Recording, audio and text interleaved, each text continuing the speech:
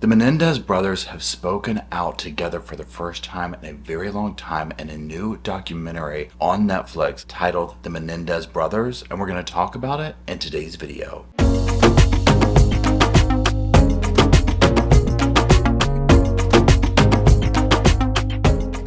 Hello Sofa Squad and welcome back to the sofa. The sofa is missing, but don't worry, it's off in the other place and there's a real one over in the other room where everybody's hanging out at. I am back in my area, but I'm also at a friend's house. We're having stuff done to the house, so we're waiting on that to be all finished. So we're on the pretend set right now, but that's not going to stop us from talking about today's video. Today's video is going to be on the Menendez brothers. Now, what I wanted to do, there's a couple of things. So first of all, the format for the video is this. I am reviewing the Menendez brothers documentary, not Monsters. That's not a documentary, that's just a TV show, but the one that came out like a couple of weeks later on Netflix with the brothers speaking about the case. We're going to treat this like an overview of the case because when I watched it, I felt like that's what it was. Yes, I felt like it left out some things. We're going to discuss this as we go down, probably in other videos and some in this video as well. But what I wanted to do is start going, researching, looking into the Menendez brothers case. Obviously, there's tons of stuff going on with it. You know, I'm old enough where I remember this taking place in real time, if you will. Obviously, I was much younger. And so I've been able to kind of see this perspective of society changing perspectives on the case. Not everybody, right? But a lot of stuff. Obviously, more information, more evidence has come out about the case. So in that way, it's very interesting to me. So that being said, I wanted to start myself reviewing all of their stuff. I've been following like the press conferences, things of that nature. So that being said, we're going to use this video as like the kickoff, okay? Now, if you follow my channel, you know how I do these. I basically watch it. I made notes on my phone. I'm going to go through and just read through the notes. I'll talk about some of my opinions or ad libs throughout or whatever, and we'll do those at the end of the video as well. Now, I usually don't do this in my videos, but I'm going to 100% have to. I come to the Sofa Squad with this and say, please be nice to each other in the comment section. This is such a divisive case. It is, you know, with people who got a lot of opinions on it. So it's one of those things where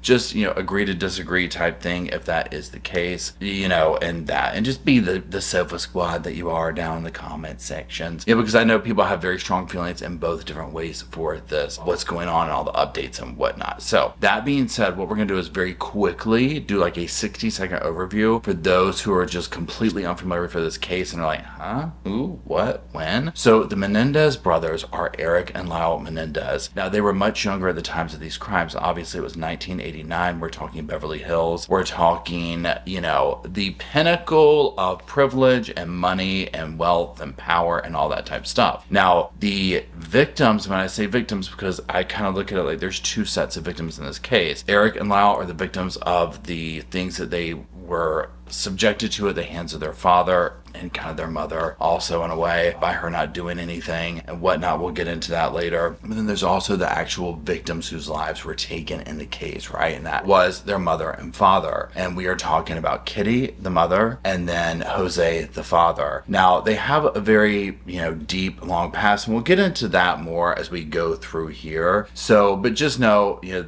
the father started from nothing here in America, built up to a massive amount of wealth, okay? I mean, just his story in that way is very amazing, okay? So they had the whole Beverly Hills lifestyle going, right? Now, Erik and Lyle would at one evening decide, you know what, for whatever reasons, you know, things have changed, but at that time, nobody really knew. They got shotguns and they literally brutally took the lives of their mother and father, emptying numerous rounds into them, okay? Now, they were not caught right away. It was like a few months that the police took, and we'll again talk about that more in depth here in a minute. So once they were caught, this would become, I'm talking the case, the trial of the century, right? Now, the brothers would go through two trials. The first trial, we would find jaw-dropping, groundbreaking bombshell testimony from the brothers themselves about SA at the hands of their father, and it was just brutal sounding, right? And that was their motivating factor. Now, the state would say, nope, absolutely not. These were greedy guys. They wanted their parents' money. They wanted to spend that money as they saw fit, and the parents were in the way of that. Well, this would end in a hung jury. However, the state of California is like, nope, we are going to try this again. They changed the parameters of what was allowed in the trial. They tried again. They are found guilty of first-degree murder. They were spared the death penalty, but it was life without parole for both of them. So, and they have been in jail since. So, that being said, a huge movement has taken place with more and more evidence that has come out to support the claims that the brothers were making. You know, and a lot of people are like, hey, they need to be let out. People have done, how do I say it? People have done worse for less and served less time, if I said that right. And that's how a lot of the public feels about their case, like at least give them parole, something, right? So as of today, the recording, this is Halloween, so hi, Halloween. But I'm recording this, and I mean, literally they're doing press conferences, they're going up, they're talking about the DA saying, you know, yeah, we want to re-sentence them, we're going to shoot for clemency, we're doing all this stuff, right, to try and get them home as fast as possible. So it'll be interesting to see the outcome, so depending on when you see this, we might have an outcome, I don't know. But that is the overview of the case, okay? Like, that's just, I'm describing this to you over coffee. You're like, Menendez brothers, who? We're going to get deeper into it as we go. And speaking of that, let's go ahead and start getting deeper into it. Now, we're going to start with the IMDb page up here just so we can get some, like, basic facts, right? You'll see up here it says the Menendez brothers, Netflix, October 7th. Obviously, it's been out for a minute, right? So, in 1996, the Menendez brothers faced trial for killing their parents, a case that captivated America. Years later, they shared their side through interviews with those involved, offering a fresh take on the events. Director is Alejandro Hartman and stars Erik Menendez, Lyle Menendez, José Menendez, and it goes deeper and deeper into some of these, the cast of, not characters, but people that were involved in it. If we very quickly just look at some of the people in here, and you'll see on this little screenshot here, you know, saying, you know, Erik, Lyle, José, Kitty. Robert Rand is a journalist and an author, and we're actually going to be covering his book, The Menendez Brothers, in our members Patreon's book club. So that's what we're doing for the month of November. But he also is in this. Now we'll see down here, if we go down further, we're going to hear from some jurors, Betty, Hazel, and then we're also going to be hearing from like the prosecutor, Pamela. We're going to hear from a producer, Shelley Ross. We're also going to be hearing from cousins, Diane. So there's a numerous amount of people that are in this docuseries that we will hear from, and we'll cover those. So now that that's all out of the way, let's go ahead and just start with my notes. And literally the way I do these is I watch whatever it is I'm watching, and I just make notes along the way. So even if I just kind of already covered some of this in my opening, we're gonna just, you know, go a little deeper. So here we go. So it opens up with old news footage, and we see a variety of footage that, you know, if you live through it or if you followed the case, and you'll recognize this stuff, right? Now we also we hear the guy's voice. Erik, 51, San Diego, California, Donovan Correctional Facility. Lyle's 55 years old. And then like a little thing comes up on the screen about the film, and it says, you know, this is done with excerpts from over 20 hours of exclusive interviews with the Menendez brothers while they survive life sentences without parole. And then it also states that Lyle and Erik have not told their story together in nearly 30 years. So this is like pretty major for them to be coming forth and being like, hey, here's what's taken place. Now, if you do follow like the brothers and whatnot, you'll know that they do have a social media presence. They have people that, you know, help them and whatnot do this and kind of get their story out. So this is obviously a huge public platform that we're hearing from them from on Netflix, but they have been, you know what I'm saying, like doing their thing in that way or whatever. So Erik says that he's getting older. He says he's not going to live that much longer, and that by not speaking out, that's not going to help anybody. Erik says the horrible events bonded them, meaning his brother, in a way that they would never be broken. And I do think that you see that in their interactions, even all the way back to the first trial, right? You can tell that these are very bonded men, brothers and whatnot. Okay, so Lyle says even with decades being separated, they're still very bonded, like they were twins, even though they aren't. And Lyle said this happened because of family secrets and things in the past. Now, Robert Rand, who I spoke about a moment ago, that's the one with the book that we're doing, he is going to be in this and whatnot. So he just comes on and everything and then kind of goes away and says something. One thing to keep in mind as I do these is imagine when you're watching a film or documentary or whatever, how it jumps from thing to thing. That's kind of how my notes are, because I'm literally just making little side notes as I go through it. So just keep that in mind if I'm jumping around. Not that I don't do that by myself anyways. Okay. So let's continue. So the author and prosecutor talk about the extremely bad conditions the bodies were in. They talk about the shells being missing from the scene. The prosecutor says the boys were upset and overacting, and the police didn't treat them as suspects in the beginning. And now even Erik says that if there had been a proper police investigation, that they would have instantly been arrested. They had no alibi. They had gunshot residue all over their hands. The gun shells were inside their car. He said he wouldn't have been able to stand up against questioning, and he would have folded basically ASAP. Erik says that he told the detectives that he saw smoke, and that would be impossible if he wasn't the one that did it. And that part is pretty interesting as well, right? Because again, you have to remember the time and the setting of this. This is a place that crime like this did not happen, right? At all. And especially, it didn't even cross their mind that it would be these guys, okay? Like that was, like what? You did that? But it's interesting to hear them talking about all these little nuances where they're just, yeah, we saw gun smoke and this and that. And, you know, it's like, okay, nobody questioned that. Okay. Now fast forward to 2 months later, and Randy, the author, he talks about meeting the brothers at their mansion a couple of months after, and how they're laughing, they're joking, and he thought that it was very odd. He says Lyle did most of the talking. He says Lyle asked if he wanted to work on a book about his dad and spoke very highly of him. This is a theme that we'll hear from many people about how highly the boys spoke of their father, even though they killed him, right? In the beginning, okay? Erik says that he remembers their relatives coming into town and watching their hearts break each and every time, right? Memorial service, Lyle reads a letter from his father, and it talks about him. They talk about the father, how wonderful he is. The letter's basically saying, you know, how boys can do wonderful things. They can be presidents, they can make a name, they can make a difference, right? Randy says that Lyle and Erik handled the death in different ways. He says that Lyle went from kind of a goofy college student to this, like, I'm going to be a business mogul overnight, almost essentially like he was trying to replace his father. And that Erik had more of like the mother kind of vibe or whatever. And this is something that will seemingly be a prominent theme with the guys. Now, the prosecutor talks about their lavish shopping spree after the deaths. They spent money like a water. It was around $700,000, I believe, which in the scheme of things is not that much money compared to what the net worth, right? But obviously, I mean, it's a lot of money, okay? But not in the millions and millions that they were, you know, gonna get or whatever. So, cars, Rolex, exclusive tennis coach, buy a restaurant. Erik said he wasn't having fun, but he was filling a void with pain, and Lyle says that he too was just very depressed. Their spending made the police take notice. Prosecutor says that they got a break when they got information on where the guys got the gun. They used Lyle's roommate's stolen ID to get the guns. 7 months later, March 1990, press conference about Lyle's arrest. Lyle says it was very extra staged for the media. They made a big spectacle out of it. Erik was returning from an overseas trip to surrender, and Erik says his life changed from there out. I mean, obviously, right? Then the case goes literally international, right? This blows up, okay? Kitty's sister Joan speaks.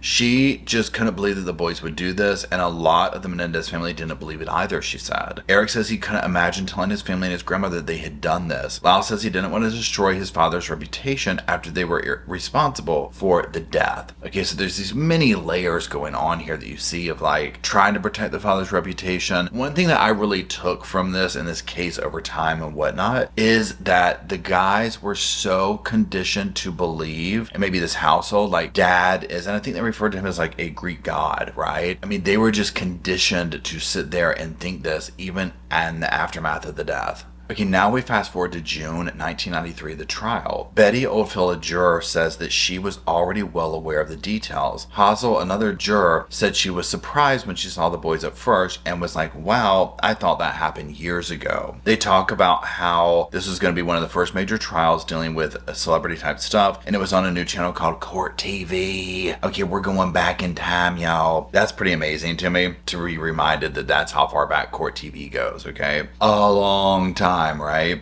Leslie Abraham talks about Erik. Now, this is the defense attorney. This is most famous, the curly blonde hair, very top criminal defense attorney. Juror says that she could tell that Leslie was an amazing attorney. Prosecutor says that she's not going to say what she really thinks of her. So the prosecutor that's in this film, Pamela, clearly does not like Leslie, right? And she's basically like, I'm not going to say what I really think of her because I don't want to be sued for all my stuff and lose everything because I think Leslie lost her money and blah, blah, blah, blah, blah. We hear a lot from Pamela, and she's definitely upset that she and her role lost the case the first time, right? Because she felt like she should have won, right? Like any side would have. And even though it was a hung jury, she still views that as obviously a loss. She just wanted to get a conviction. Okay, so Lyle has an attorney named Jill, and she says that she met Lyle, and she said that she made a comment about how terrible it must be there, given the lifestyle that you're accustomed to, that kind of a thing. And his answer was, in some ways, it's easier than living at home. I mean, that's pretty heavy, right? Lyle says that even though Jill was not the most prominent attorney in Los Angeles, she turned out to be very skillful, very graceful, honest, and was perfect. Now, the prosecutor, Pamela, says that she found nothing fascinating about the boys. She didn't sense pure evil off of them, which I thought was interesting of her to say. She compared them to potted plants. She said that they just came across as dumb jock killer boys. And at one point in time, and I don't know if I put it in here or not, where when we get into how she describes Jose, which she will say that no one said one good thing about this man. You know, she was like, imagine, you know, this man that everyone describes as horrible, of course he would raise basically killers, right? But it's interesting to me that even though she has these certain feelings about it, that she will concede that, yeah,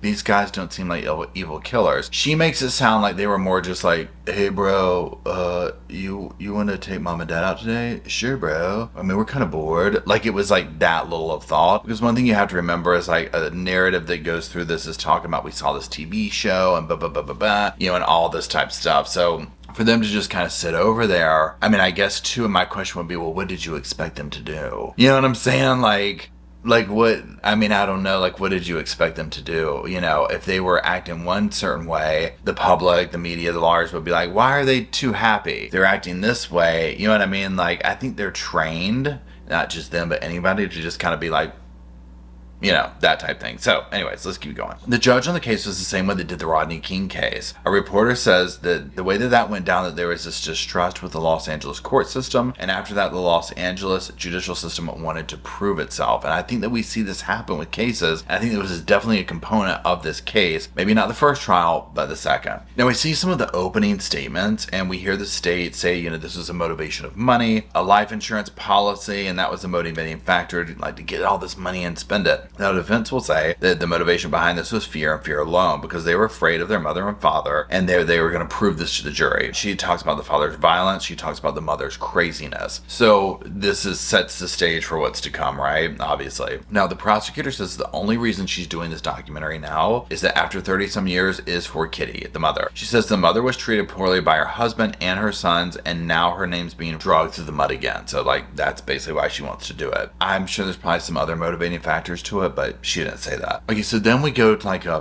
flashback or whatever, you know, back in time to 1944 Havana, Cuba. Erik talks about his family's origins in Cuba. Lyle says that his father was born into a wealthy family, but that they lost all their power, all their wealth during the revolution. They came to America, and then his father rebuilt it from absolutely nothing. I mean, they were absolutely nothing to their name when they got here, right? They say that the father had this energy about him that either frightened people away or pulled them in, and he said that his mother was pulled in by that energy. Now, on the note of the mother, they said that Kitty was glamorous, good looking, exotic. She had this fiery personality, and they said that the mother wanted to be in radio theater, but that in their family, the father was the everything. And that might also explain this energy that the guys bring of like, you know, my dad's great, hey, let's write a book about how wonderful my dad is, he's wonderful. And it's like, well, then why did you kill him? You know what I'm saying? So I think that you see a lot of this evidence and just the nuances of the things they say about the interpersonal relationships in this house. Now they talk about how the father rose to great success by the time he was in his 40s. You know, he had the job at Hertz, he rose his way up to like running an RCA. Then they talk about the group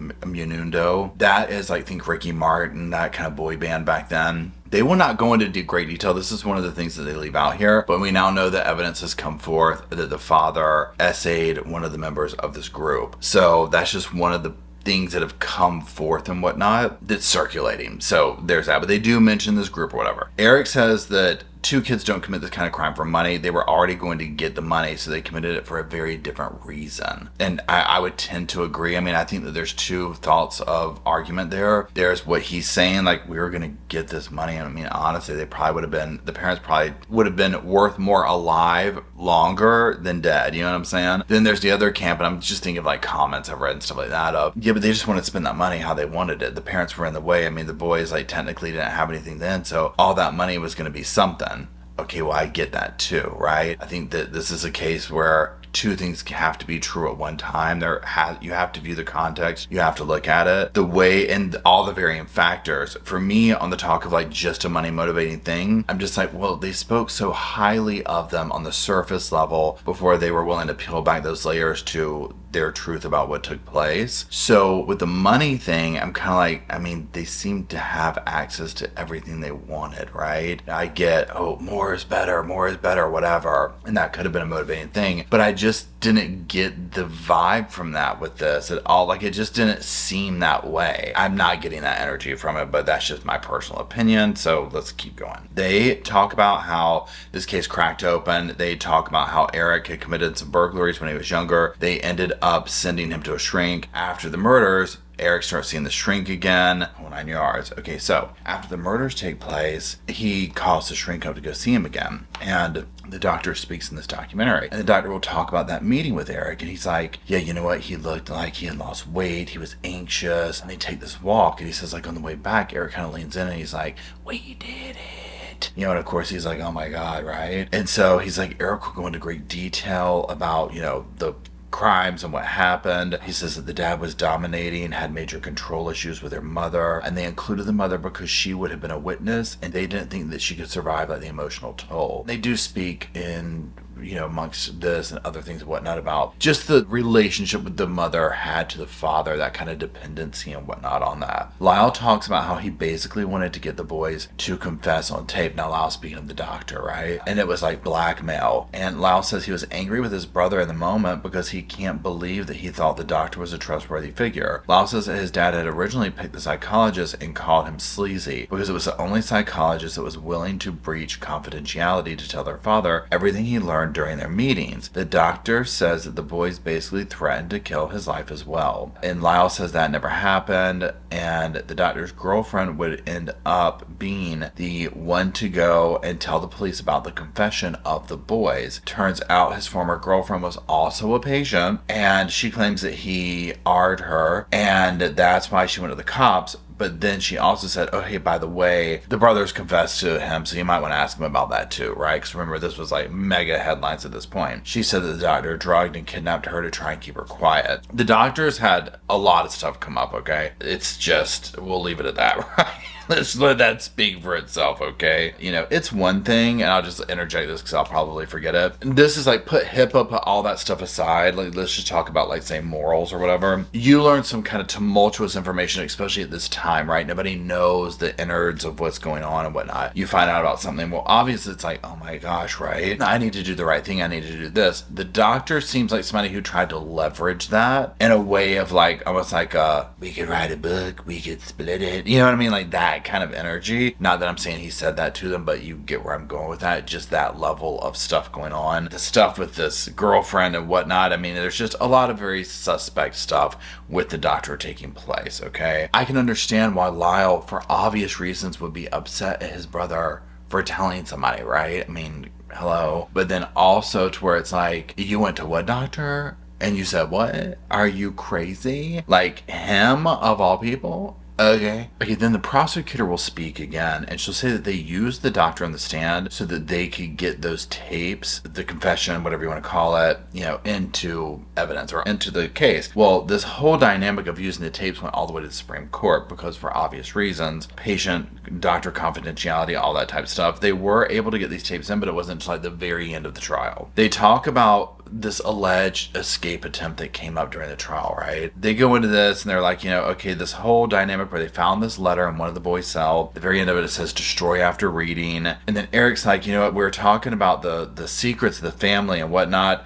they didn't want that to be brought up because they felt like it would be like killing the parents all over again. However, once this note was found, they basically are forced to have to say what happened because it was almost like a confession, right? And they had to explain themselves. Now, this whole little escape attempt would end up being like a, oh, whoops, sorry, never mind, okay? Nonetheless, you can imagine the headlines that came out of that. Erik talks about how difficult it was to have to face his family and tell them, yes, they actually did this. Erik says that Leslie, the attorney, she knew that they were like keeping these really horrible secrets, but he had to get to that place to be able to say it. Now, we hear from another doctor, Dr. Vickery comes on, talks about how Leslie, their attorney, contacted him to basically find out why they did this, because she's like, I can't find a reason why these guys did this crime, right? Please come help me figure this out. And the doctor talks about his time and going to talk to Erik, and the doctor on the stand says that, Erik kept rambling on about how wonderful his dad was for the first couple of hours when they met. Again, we see the same theme. Now we see another Dr. John Conti, another expert for the witness, met with Lyle and other family members. We then hear from Diane, the boy's cousin, the guy's cousin, Erik and Lyle. I get mixed up and call them the boys. I know they're grown men, right? So I revert back, because in my mind when I talk about them, I still literally see them as the sweaters, and you know what I'm saying? Even though they're young men at that time, but just the way that people were like, oh, the boys.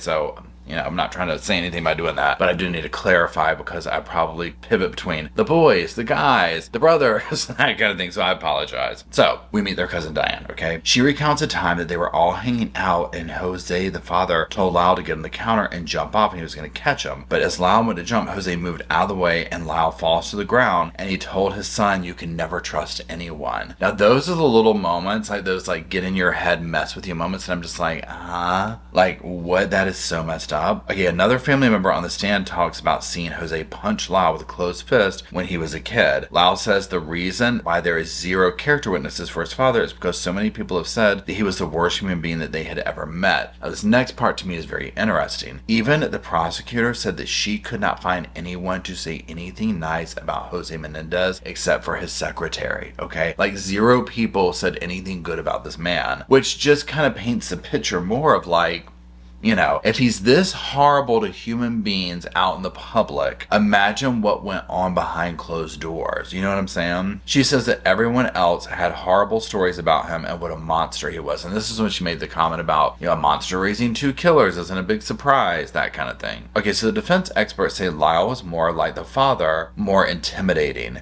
more overpowering, while Erik was more like the mother. Jose's sister recounts her brother putting Erik on a bar, like a hangy bar, almost like a thing that a sports person does, and making him hold on to it. He would scream and cry, and then Jose would berate him. She said Jose was proud of Lyle. Lyle says by the time he was 11, his father decided that he needed to focus on tennis. So the father definitely had this like pivoting of like, you could almost say favorites, and then each one like had a, you're gonna do this, and you're gonna do that, and you're gonna live up to whatever expectation there was. Okay, so Dr. Ann Burgess, defense expert, she said that she spent most of her time interviewing Erik. She said that he loved his parents. She said he regretted what they did, and he said it at 10 seconds after they did it, he regretted it. She said she had Erik do different drawings of the murder and like things leading up to it as like a therapy thing. The doctor said that after weeks and weeks of interviewing them, this whole facade of the perfect family finally starts to disintegrate. Okay, so Lyle takes the stand. Lyle says that he wasn't rehearsed with questions. The attorney wanted it to be a real like live reaction, okay? And oh, did they get that? Okay, so the questioning turns to the subject of SA, like what they suffered at their father's hands. Lyle gets very upset, describing what his father did to him. Lyle told his mom, and she told him to stop like making things up. Basically, he's exaggerating, and that his dad had to punish them when they were bad. So I mean, it's like, you know what I mean? Like that right there is just mind-blowing. Lyle talks about doing the same thing to Erik and how he apologized to him while he was on the stand. So again, oftentimes abusers, it kind of goes down because, again, imagine what the behaviors that were normalized in that household that would be like, no. You know what I'm saying? The stories that the brothers recount, we're not going to go deep into it. We might review their trial on the podcast channel, but I mean, the stories that the brothers recount are very graphic, and it's heartbreaking, again, just to see like what the norm was in this household. It was not good. Okay, then one of the jurors speaks out, and they say that on the first day of that testimony that there were audience members and jurors with tears in their eyes. The prosecutor says that it was such good testimony that she was nervous. I mean, that just blows my mind, but let's continue. Erik takes the stand. He's asked about the essay, and it started when he was 6 and went on for 12 years. Lyle says that he was dreading hearing his brother take the stand, and he was scared to hear what his brother went through. That part right there, I cannot imagine to be like, oh my God, we're going to be unleashing these dark family secrets for the first time in court with the world watching. I cannot imagine, okay? Erik says he told Lyle that their dad had been essaying him, and he felt that that was the trigger that caused the murders, right? Erik describes the essay, describes how this is the only time his father was actually nice and said nice things to him, and how he loved him and that he belonged to the family, and that if Erik told anyone that these moments would stop. The attorney asked Erik, did you want him to stop? And he says, no. It was the only time I had alone with him, and then the only time I felt like he loved me. Y'all, that part right there absolutely sends chills down me. But it's so emotionally guttural, like heartbreaking. And this is one of these moments, like, I 100% believe the guys and their testimony about what happened to them. And it's moments like this, the psychological component that he's describing, that I'm like, that's how much they were groomed. That's how much they were mentally broken down in this household, right? So hungry for love. It's devastating. Then there's talks about a time of a knife being put to the neck when one of the brothers was like, you can't do anything to him, and that type stuff. So extreme threats of violence, things of this nature, and it not just threats, but violence himself. Okay, we're then showed a montage of different talk shows and TV personalities from that era, from that time, and how they were all making fun of the Menendez brothers, saying how they were going to fry, and that nobody believed the defense. And in fact, they called it the sweater defense, in the way of trying to put up a couple of rich boys and make you feel sorry for them. And now this is one thing. During that time, people did not believe this at all, right? It was laughed at. It was kind of a joke. I think with the testimony, there was that level to it. And again, I think it was a divisive type thing back then. Things were very, very different back then. You just didn't hear men talking about stuff like this at all. So that was very kind of shocking, number one. It was really just viewed as they're going to say anything to get out of trouble. You know what I mean? That's just how it was taken. And there very well could be people that still feel that same way, right? Again, at this time, we didn't have this evidence and things of this nature with this. So it's kind of like, where is the truth, right? Okay, let's keep going. So the cousin that spoke earlier takes the stand and says that Lyle told them about the SA earlier in life. She, in this one instance, goes to Kitty at one point, and Kitty doesn't believe her and actually takes Lyle and brings him back upstairs, essentially to throw him to the wolves. This was, I can only imagine the resentment that built up. Okay, so then the defense expert doctor talks about how Erik felt by going to Stanford. This is where he's going to go off to college. He could get away from his dad abusing him, but his father was like, no, you're not going there at all. You're going to stay in this house. You're going to UCLA. You're going to put a damn smile on your face. Understood? No questions asked. Well, you can imagine Erik's like, I'm done. I'm never getting away from here. I'm never getting away from this.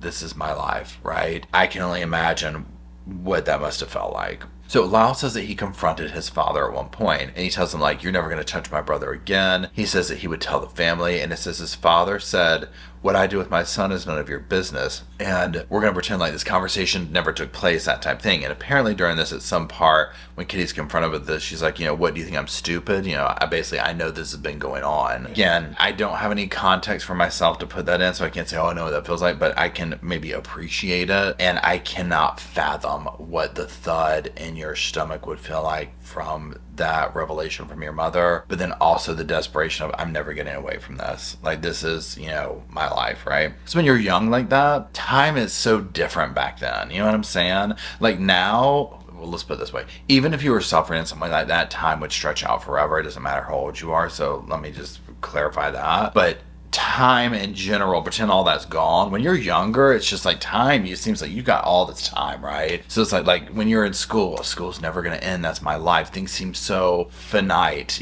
so just this is existence. Whereas now, for me at least, when I'm older, I'm almost 50, it's where does the time go? I blink and a year's gone. You know what I'm saying? So I can remember being younger, being like, I'm gonna always just be here at home. School's never, I'm gonna always be in school, those type things. So with something like this severe going on at home, I cannot imagine. So Erik says after this confrontation, he and Lyle met by themselves, and basically you could tell that Lyle was scared. This is when they're like, we're gonna be killed, right? So they get the guns that we talked about for fear that they were gonna be killed. They confront the parents. They say, we're leaving. It escalates. Lyle thinks this is it. This is, when we're going to get killed. They go get the guns. They go to a shooting, okay? They go get movie tickets for an alibi. They kind of fumble the alibi up a little bit. They don't really have an alibi. They get rid of the guns. They go home. They call the cops, okay? So now we start talking about, like, the legalities of stuff, and they start describing an imperfect self-defense, which is different than self-defense. And essentially they're talking about, this reasonable and honest belief that we're about to die. And almost like, would an onlooker come into this and be like, oh, yeah, what a reasonable person would think, yeah, you were getting ready to die, right? So they go into the dynamics of that. Now, Erik says that the fact that he didn't leave was a big part of the trial, but he said he'd been groomed to believe that he could never get away. Because that was one thing that people were talking about, like, they were adults, they could leave. Even take away this kind of stuff, you see this happen all the time, right? Of people who don't,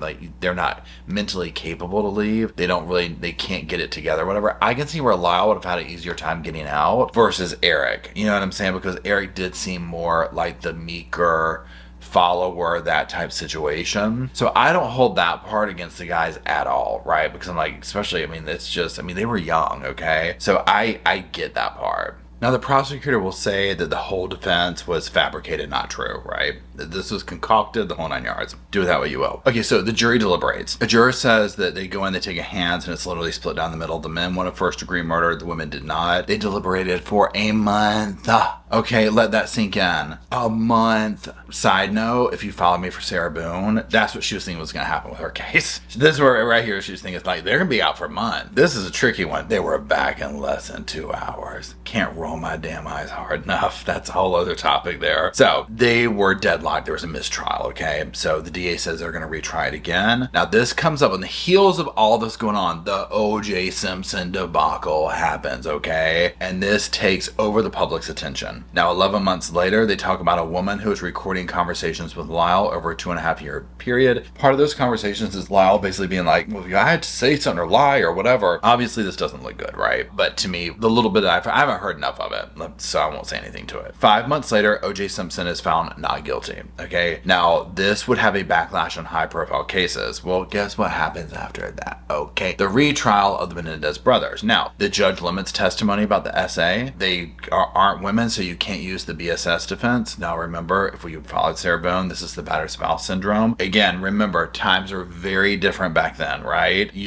Times were very different, okay? That's why some of these cases where things change and the context of society changes. And it's not that it's like, oh, that wasn't going on back then. It's that we were willing to look at and define and that kind of stuff. And back then it was like, men don't suffer this. You didn't have gay marriage. You didn't have stuff like this. And a lot of this stuff men didn't talk about. You know what I mean? You just didn't hear about this stuff. So to get two brothers up there talking about dad was doing this was unheard of, right? And so this is a defense that was reserved for women. Again, but things change. Okay, so there's no cameras in the courtroom. Lyle did not testify. Lots of witnesses, therefore, did not testify either. The option for manslaughter was gone. So literally it's like murder or nothing if the boys walk. Well, guess what? You already know what happened, right? Life without parole. This is awful. They talk about being separated. They've never been separated. Where they go get shipped off to different prisons. Appeals are denied. Lyle gets education. Erik paints. Erik is a really good painter, y'all. I'm talking like really good, okay? I was like, whoa. Years later, they're reunited, same housing unit. Lyle talks about the stigma of SA against men changing. He becomes almost like a spokesperson for this and like kind of like a person that people would come to and speak to about this while incarcerated. So then we go back to Randy, the author of the book, remember? And he's talking about his son coming and being like, to me, this is just like full circle of life. And he's like, Dad, look at my TikTok. Like, remember that case, the Menendez brothers? Well, like, there's this whole thing about them or whatever. And his like son is basically explaining the public shift on this. And to me, that's wild, right? Just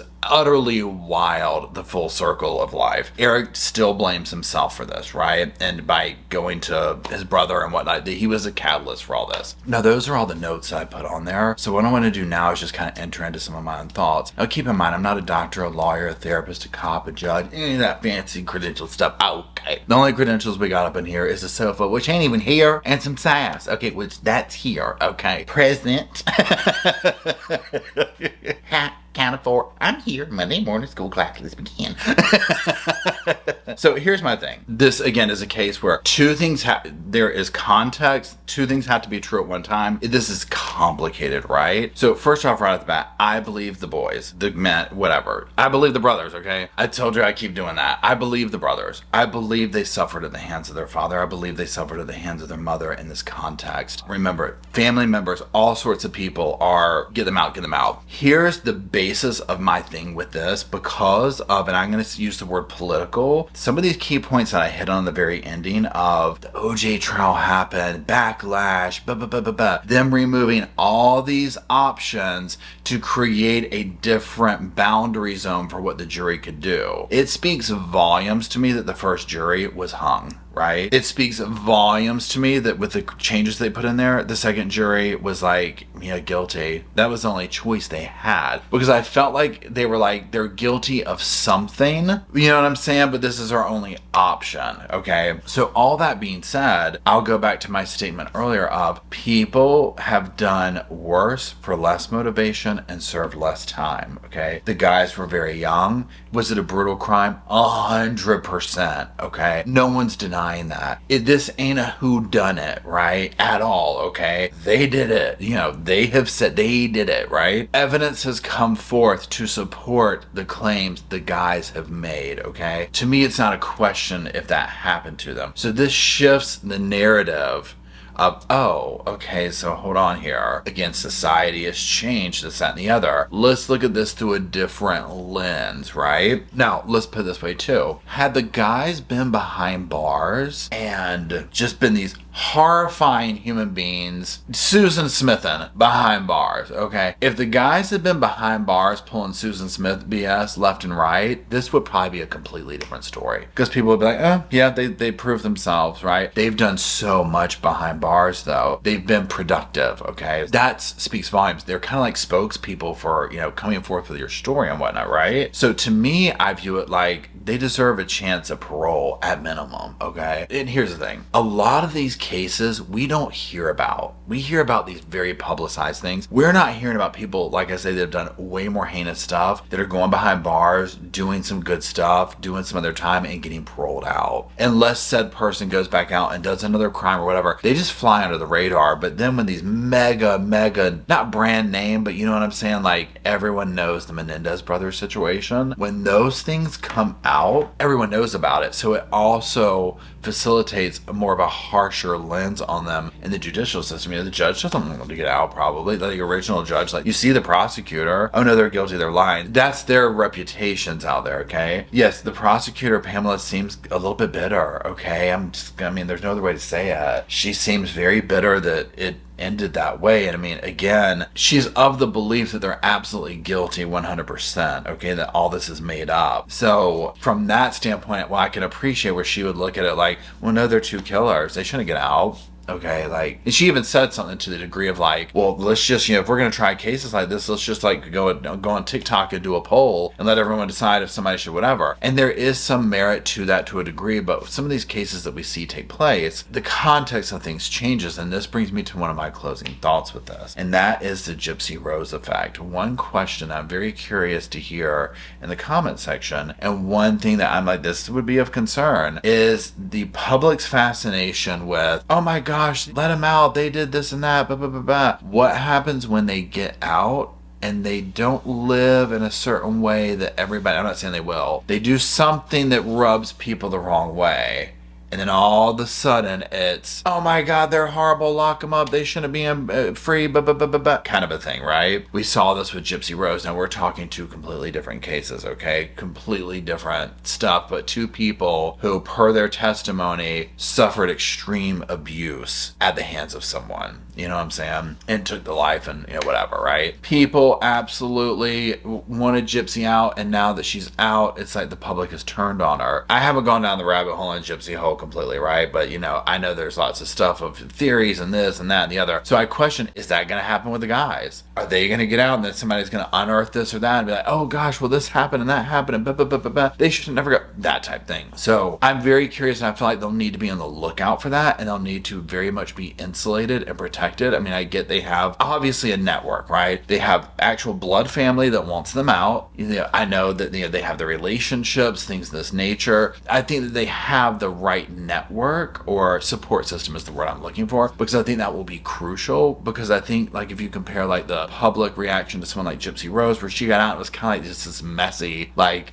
you're with this dude, but you're going to marry him. You haven't even been with him. You're going to jump out and do this. And yeah, but now you're over here with this guy. It was just messy, right? And so hopefully the guys can be a little bit more prepared for that if they are going to get out. I feel like they'll get out. Okay, spoiler alert, my opinion, I think they're going to get out, right? I think that they're going to basically do whatever, whether it's clemency, whether it's parole board, something, I think they're going to get out. So if you take the context of everything that was offered, and again, and I'm not saying compare the cases, because each of these cases is like a fingerprint, they're so different, but I just feel like, why does A, B, and C get out and not them? You know what I'm saying? And then on the note of them getting out, it's like, I saw somebody do a TikTok that was talking about, and I can't remember the name to credit it here, but just know this is not my original thought, and this is not verbatim what they said, but it was essentially something to this degree, where they're like, well, if the Menendez brothers are going to get out, we need to go to everybody who's locked up in prison, who in the scenario they painted was this. Father here finds out that next door neighbor has been essaying daughter or son, whatever. Father goes over, takes neighbor out, and now he's doing life. You see what I'm saying? And it's kind of like, I mean, he's doing God's work there, right? You know what I'm saying? I mean, it is what it is, okay? But you get into this type stuff, and some of these cases like that, I mean, it brings up these questions, these very nuanced, complicated things of whether it was my fill in the blank was abusing me for years, so I did this to escape, or came home from work, found neighbor doing blank to my child, pulled out gun in heat of moment, took them out. You see what I'm saying? Like, when someone has suffered in the hands of someone else and the alleviation was this, where do we draw the line legally? How do we define that? I guess is the way to say it. And the way that we'll leave this video off, okay?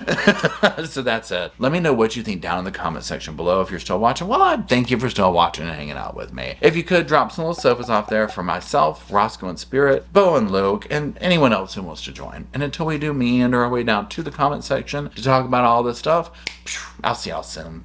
I just wanted to say thank you again for watching the whole video, and also thank you for being part of the Sofa Squad. Special thanks to all the Patreon members, channel members from both of my channels, everybody who likes, shares, subscribes, comments in the comment sections. It helps the channel out so much. Now, don't forget, I do have that other channel, the podcast channel. That's where we go live, we hang out, we talk. We have kind of sort of a schedule, but just be sure and check it out. I'll put it up here on the screen. Also, if you're looking for merch, be sure to check out my Teespring store. I'll put that up here. And then, like I said in the beginning of the video, if you want to follow me and Roscoe on the Instagram, go on, check it out. It's right here on the screen again. But once again, thank you very much. I really appreciate you being part of the Sofa Squad, and I'll see you in the next video.